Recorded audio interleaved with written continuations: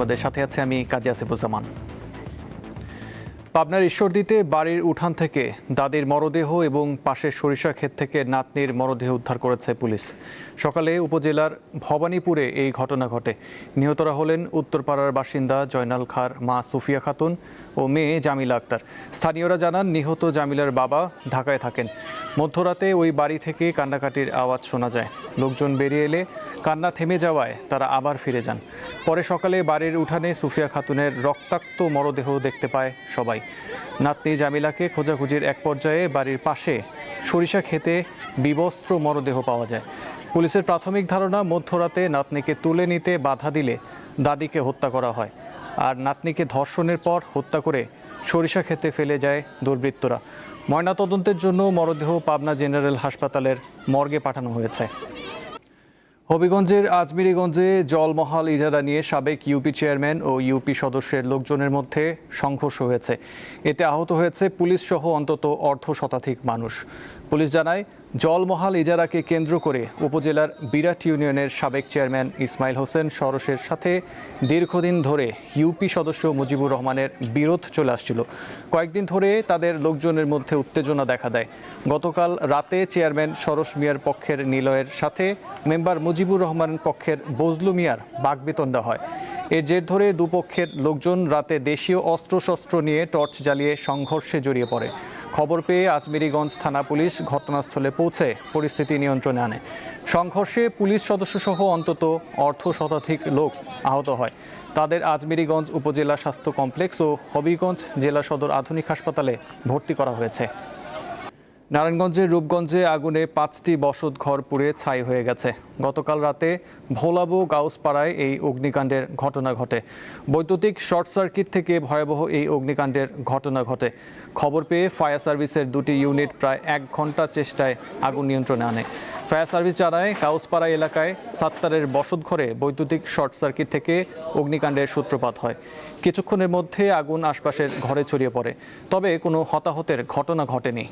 মানব পাচার চক্রে পড়ে এখন নিঃস্ব চাঁদপুরের 25 বছর বয়সী ইলেকট্রিশিয়ান আকবর সম্রাট। 2 সন্তান আর স্ত্রীকে নিয়ে সচ্ছল জীবনের আশায় ভিটেমাটি বিক্রি করে 15 লাখ টাকা তুলে দিয়েছিলেন প্রতিবেশী শরীফ ও তার সহযোগী নাজিরের হাতে। লক্ষ্য ছিল গ্রিস, কিন্তু গন্তব্য হয় লিবিয়ার টর্চার সেলে। দেশে ফিরতে পারলেও ঋণের বোঝায় দিশেহারা এই যুবক। 25 বছর বয়সী আকবর সম্রাট পেশায় ইলেকট্রিশিয়ান। 2 সন্তান আর স্ত্রীকে নিয়ে সচ্ছল জীবনের আশায় ভিটেমাটি বিক্রি আর ধার দেনা করে 15 লাখ টাকা তুলে দিয়েছিলেন প্রতিবেশী শরীফ ও সহযোগী নাজিরের হাতে। লক্ষ্য ছিল গ্রিস, কিন্তু গন্তব্য হয় লিবিয়ার অন্ধকার এক ভূগর্ভস্থ ঘরে। প্রথমে আমাদেরকে দুবাই নেওয়ার পরে ওখান থেকে আমাদেরকে নিচে মিশর থেকে নিচে আমাদেরকে লিবিয়া। সেখানে যাওয়ার পর বদলে যায় দৃশ্যপট। সশস্ত্র মাফিয়াদের হাতে তুলে দেওয়া হয় আকবর সহ কয়েকজনকে। 3 দিন খাবার ও পানিহীন অন্ধকার বাংকারে রেখে চালানো হয় অমানসিক নির্যাতন। একটা বাংকারে আমাদেরকে রাখছে। বাংকারটাতে 3 দিন আমরা না খেয়েছিলাম। নির্যাতনের মুখে পরিবারের কাছ থেকে আরও 16 লক্ষ টাকা মুক্তিপণ আদায় করে পাচারকারীরা। সেই টাকা জমা হয় বাংলাদেশের বিভিন্ন ব্যাংক অ্যাকাউন্টে। আমরা নাকি গ্রিস চলে গেছি এই কথা বলে ওনারা আমাদের ফ্যামিলি থেকে 16 লক্ষ টাকা নিয়ে গেছে। পুরোটাই মাফিয়া চক্র। সম্প্রতি এই চক্রের অন্যতম হোতা 55 বছর বয়সী নাজির হোসেনকে গ্রেপ্তার করেছে সিআইডির মানব পাচার ইউনিট। নাজিরকে আমরা খুঁজে পাই অন্য একটি মামলায়, যখন আমরা ফরাজি নামে একজনকে গ্রেফতার করি যাত্রাবাড়ি থানার একটি মামলায়। সেটি ছিল ইটালিতে পাঠানোর একটি চক্র। সেই চক্রকে গ্রেফতার করতে গিয়ে আমরা প্রথমে ফরাজিকে গ্রেফতার করি। ফরাজিকে গ্রেফতার করে আমরা জানতে পারি যে ফরাজি যার মাধ্যমে কাজ করে, যে চেইনের মাধ্যমে কাজ করে, সেই চেইনে নাজির একদম টপ পয়েন্টে বসে আছে। ইউরোপের যেই দেশগুলি আছে, Italy, Greece, even Serbia, Macedonia, এই দেশগুলিতে সে কাজ করে থাকে। সিআইডির তথ্য মতে এই চক্রটি গত 1 বছরে অন্তত 18 জনের কাছ থেকে প্রায় 3.5 কোটি টাকা হাতিয়ে নিয়েছে। লিবিয়ায় মুক্তিপণ আদায়ের পর অনেককে আবার ঝুঁকিপূর্ণ নৌকায় ভূমধ্যসাগর পাড়ি দিয়ে ইতালিতে পাঠানোর চেষ্টা করা হয়, যেখানে সলিল সমাধি ঘটে অনেকের। ইউরোপীয় সীমান্ত সংস্থা ফ্রন্টেক্সের তথ্য বলছে 2025 সালের অক্টোবর পর্যন্ত 18,034 জন বাংলাদেশি অবৈধ পথে ইউরোপে প্রবেশ করেছেন, যা গত 2 বছরের তুলনায় অনেক বেশি। পৃথিবীর যে দেশগুলো থেকে সবচেয়ে বেশি লোক সমুদ্রপথ পাড়ি দিয়ে ভূমধ্যসাগর পাড়ি দিয়ে ইউরোপে ঢোকার চেষ্টা করে, বাংলাদেশ সারা পৃথিবীর মধ্যে সেই তালিকায় প্রথম। যে কোনো মনে মানুষ দেশ ছাড়তে চায়, যে মরিয়া হয়ে যখন মানুষ বিদেশ যেতে চায় তখন কিন্তু সে নানান রকমের ঝুঁকি নেয়, অনিয়মিত পথে যেতে চায়। এবং এই যে বাংলাদেশ ছাড়ার কারণ, এটা শুধু অর্থনৈতিক না, অনেক বছর ধরে আমরা বলছি যে এখানে আসলে সুশাসনের ঘাটতি, নানান সংকট সম্ভাবনার কারণে দেখবেন আপনি লোকজন অনেক বেশি বিদেশ চলে যেতে চায়। আকবর সম্রাট IOM এর সহায়তায় দেশে ফিরলেও এখন তিনিও তার পরিবার পাওনাদারদের ভয়ে তটস্থ। যারা তাকে নিঃস্ব করেছে তাদের কঠোর বিচারই এখন একমাত্র চাওয়া। অবৈধ পথে বিদেশ যাত্রা বন্ধে শুধু আইনি ব্যবস্থা নয়, বরং গ্রাম পর্যায়ে সচেতনতা এবং বৈধ পথে কর্মসংস্থানের সুযোগ বাড়ানো জরুরি বলে মনে করছেন বিশেষজ্ঞরা। অন্যথায় আকবরদের মতো অসংখ্য জীবন অকালে ঝরে যাবে ভূমধ্যসাগরের নীল জলে কিংবা লিবিয়ার কোনো অন্ধকার প্রকোষ্ঠে। হেদায়েতুল্লাহ সীমান্ত, দীপ্ত সংবাদ, ঢাকা। ময়মনসিংহে ঈদ কেনাকাটা এখনও পুরোপুরি জমে না উঠলেও রোজা শুরুর পর থেকেই শপিং মলগুলোতে ক্রেতাদের আনাগোনা বাড়তে শুরু করেছে। ঈদের আগ মুহূর্তের ভিড় এড়াতে অনেকেই ছুটছেন মার্কেটগুলোতে। বিস্তারিত জানাচ্ছেন সহকর্মী মাহমুদুল হাসান। চলছে পবিত্র মাহে রমজান। কিছুদিন পরেই মুসলমানদের সবচেয়ে ধর্মীয় উৎসব, বড় ধর্মীয় উৎসব ঈদ উল ফিতর। সেই ঈদ উল ফিতরকে আয়োজনকে ঘিরে সবাই আসলে প্রিয়জনকে খুশি করতে ঈদ উপলক্ষে তাদের নানা পরিকল্পনা নিয়েছেন। যদিও ঈদের এখনও বেশ কিছুদিন বাকি, তো এখনই আমরা দেখতে পেরেছি যে ঈদের যে কেনাকাটার শপিং মলগুলো রয়েছে সবখানেই কিন্তু কিছু কিছু ভিড় দেখা যাচ্ছে। আপনারা জানেন যে আসলে ঈদের আগ মুহূর্তে অনেক বেশি ভিড় থাকে। সেই ভিড় এড়াতেই অনেকেই আসলে এখনই কেনাকাটা করতে মার্কেটগুলোতে চলে এসেছে। ময়মনসিংহ নগরীর নতুন বাজার, গাঙ্গিনাপাড়, চরপাড়া এই এলাকাগুলোতেই মূলত শপিং সেন্টারগুলো গড়ে উঠেছে। যারা উচ্চবিত্ত বা মধ্যম আয়ের মানুষ তারা আসলে এই নতুন বাজার বা চরপাড়া এলাকায় যে ব্র্যান্ডেড শোরুমগুলো রয়েছে সেখানেই কেনাকাটা করে থাকেন। আর অপেক্ষাকৃত যারা নিম্ন এবং মধ্য আয়ের মানুষ তারা আসলে গাঙ্গিনাপাড়, হকার্স মার্কেট সেই এলাকাগুলোতে কেনাকাটা করে থাকেন। তো সেই কেনাকাটা কিন্তু এখন অনেকটাই শুরু হয়ে গেছে। ঈদের যে আমেজ সেটি ময়মনসিংহে শুরু হয়েছে এবং যে শোরুমগুলো রয়েছে বিভিন্ন পোশাকের বিপণীর বিক্রেতারা যারা রয়েছে তারাও ক্রেতাদের আকর্ষণ করার জন্য নতুন নতুন কালেকশন তারা নিয়ে এসেছে এবং প্রতিটি শোরুমে আমরা দেখেছি যে অতিরিক্ত আলোকসজ্জা করা হয়েছে ক্রেতাদের দৃষ্টি আকর্ষণের জন্য। এবং বিক্রেতারা বলছেন যে আসলে তারা ক্রেতাদের চাহিদা মতো সব ধরনের পোশাক তারা সরবরাহ করেছেন যাতে ক্রেতারা তাদের পছন্দের উপহারটি তারা তাদের প্রিয়জনের হাতে তুলে দিতে পারেন, সেজন্য কিন্তু তারা সব ধরনের উদ্যোগ নিয়েছেন। দর্শক, আপনারা জানেন যে আসলে গত বছর এই ঈদ উল ফিতরে আসলে দেশে কোনো নির্বাচিত সরকার ছিল না। নির্বাচিত সরকার না থাকার কারণে আসলে এই যে শপিং মলগুলোতে দামের ব্যাপারে যে মানুষের যে একটি উদ্বেগ সেটি কিন্তু ছিল, কিন্তু এবছর নতুন সরকার এসেছে। সাধারণ ক্রেতারা দাবি করছেন যে আসলে প্রতিটি কেনাকাটাই অবশ্যই একটি নিয়মের মধ্যে থাকবে এবং দাম নির্ধারণের ক্ষেত্রেও একটি স্থিতিশীলতা বজায় থাকবে। নতুন সরকারের কাছে এটি তারা প্রত্যাশা করছেন এবং তারা আমাদেরকে বলছেন যে আসলে ঈদ যাতে তারা আনন্দের সাথে করতে পারেন এজন্য যাতে নতুন সরকার সব ধরনের নিরাপত্তা ব্যবস্থা নিশ্চিত করেন এবং ঈদ যেন একটি সুন্দর ঈদ উপহার দেয় সেই প্রত্যাশা তারা করছেন। ঈদের যে এই কেনাকাটা সেটি ঈদের দিন পর্যন্ত চলবে। যত দিন যাবে ততই মার্কেটগুলোতে ভিড় বাড়বে এমনটাই প্রত্যাশা করছেন ময়মনসিংহের বিপণনের যারা বিক্রেতা রয়েছেন তারা। ফরিদপুরে জমে উঠেছে ঈদের বাজার। ফরিদপুর নিউ মার্কেট সহ বিভিন্ন বিপণী বিতানগুলোতে সকাল থেকে শুরু হয় বেচাকেনা। আরও জানাচ্ছেন সহকর্মী ইয়াকুব আলী। ফরিদপুর নিউ মার্কেট এটা ঈদ উপলক্ষে জমে ওঠা শুরু হয়েছে, যেই পবিত্র ঈদ উল ফিতর উপলক্ষে এবং রমজান মাসে এই ফরিদপুর নিউ মার্কেটে সকাল থেকেই ক্রেতাদের আগমন শুরু হয় এবং ক্রেতাদের ধীরে ধীরে বাড়তে থাকে ক্রেতাদের ভিড়। এবং এই ফরিদপুর যে নিউ মার্কেট রয়েছে, নিউ মার্কেটে বিক্রেতাগণও তাদের যারা ব্যবসায়ী রয়েছেন তারা তাদের অবস্থান থেকে সুন্দর পরিবেশে যেই অবস্থাটা রয়েছে এখানে সকাল 10টা থেকে শুরু হয় দোকানপাট খোলা এবং রাত 1টা পর্যন্ত অবধি এখানে এই নিউ মার্কেটে বেচাকেনা চলে। আমি যেটা এখানে যেই বাজারের যে ব্যবসায়ীরা রয়েছেন তাদের সাথে কথা বলে দেখেছি, তারা জানিয়েছেন এবারের ঈদ উপলক্ষে এই রমজানের শুরু থেকেই ক্রেতাদের ভিড় ক্রমান্বয়ে বাড়ছে এবং এই ক্রেতারা সুস্থ এবং স্বাভাবিকভাবে তাদের এই অবস্থানে আসছেন এবং তাদের পণ্য ক্রয় করে নিয়ে যেতে পারছেন। এবং আমি কিছু ক্রেতাদের সাথেও কথা বলেছি, যারা তাদের বলেছেন যারা এই বাজারে এসে তাদের কেনাকাটা সুস্থভাবে এবং খুব শান্তিপূর্ণ পরিবেশ, যেখানে কোনো ঝামেলা নেই, রয়েছে সুন্দর পরিবেশ, এই পরিবেশে তারা এই বাজার থেকে তাদের প্রয়োজনীয় পণ্যগুলো কিনতে পাচ্ছেন। তাদের আত্মীয় স্বজন এই ঈদ উপলক্ষে তাদের পরিবারের সদস্যদের পাশাপাশি তাদের আত্মীয় স্বজনদের জন্য তারা ঈদ উপহার কিনছেন। এবং এই ফরিদপুরের এই বাজার উপলক্ষে আমি স্থানীয় যে পুলিশ প্রশাসনের সাথে কথা বলেছি, পুলিশ সুপার আমাদের জানিয়েছেন এই ঈদ এবং রমজান মাসের এই বাজারকে কেন্দ্র করে নিরাপত্তা বলয় তৈরি করে রেখেছেন এবং এই ঈদের বাজারে যাতে কেউ কোনো সমস্যার মধ্যে না পড়েন, কেউ যেন কোনো বিব্রতকর অবস্থার মধ্যে না পড়েন, সে অবস্থার জন্য এই ফরিদপুর নিউ মার্কেটকে ঘিরে চারপাশে যে রাস্তা রয়েছে, যে রাস্তাগুলো ব্যারিকেড আটকে দেওয়া হয়েছে, যাতে মানুষ তাদের কেনাকাটা সুস্থ এবং সুন্দর পরিবেশে করতে পারেন। ফরিদপুর নিউ মার্কেট থেকে ইয়াকুব আলী তুহিন, ধন্যবাদ। এবারে অমর একুশে বইমেলা প্রসঙ্গ।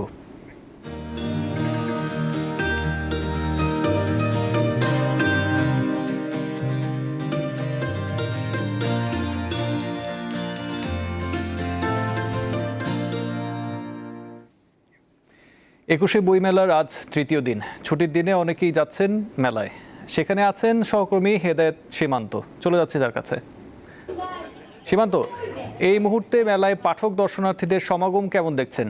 আর এবারের বইমেলায় কতটি বই এসেছে, নতুন কোনো বই এসেছে আমাদের জানাবেন।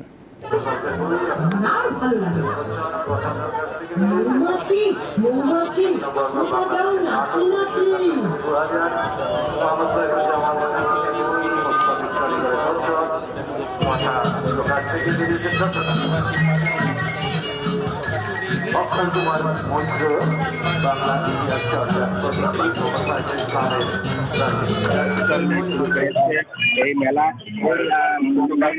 18টি স্টলের যে আয়োজন, সেখানে প্রায় হচ্ছে, যার কারণে এখনো ক্রেতা দর্শনার্থী তেমন আমরা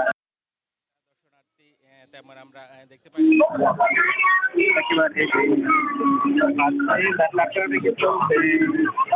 এবং শনিবার মেলায় করে না থাকায় ওরাও তারা বন্ধরা করেছে। যদিও মেলা কর্তৃপক্ষ পরিবর্তে তারা কারিগরি ত্রুটির কারণে আমরা এখন যেতে পারছি না, আমরা পরে আবার যোগাযোগ করার চেষ্টা করব। দর্শক, যেমনটা বলছিলাম, একুশের বইমেলায় আজ তৃতীয় দিন। ছুটির দিনে অনেকেই যাচ্ছেন মেলায়। সেখানে আছেন সহকর্মী হেদায়েত সীমান্ত। চলে যাচ্ছি তার কাছে। সীমান্ত, এই মুহূর্তে মেলায় পাঠক দর্শনার্থীদের সমাগম কেমন দেখছেন? আজ মেলায় নতুন কতটি বই এসেছে কিছু জানাবেন আমাদের। হ্যাঁ আসিফ, বহুমাত্রিক বাংলাদেশ এই প্রতিবাদে বৃহস্পতিবার থেকে অমর একুশে বইমেলা শুরু হয়েছে।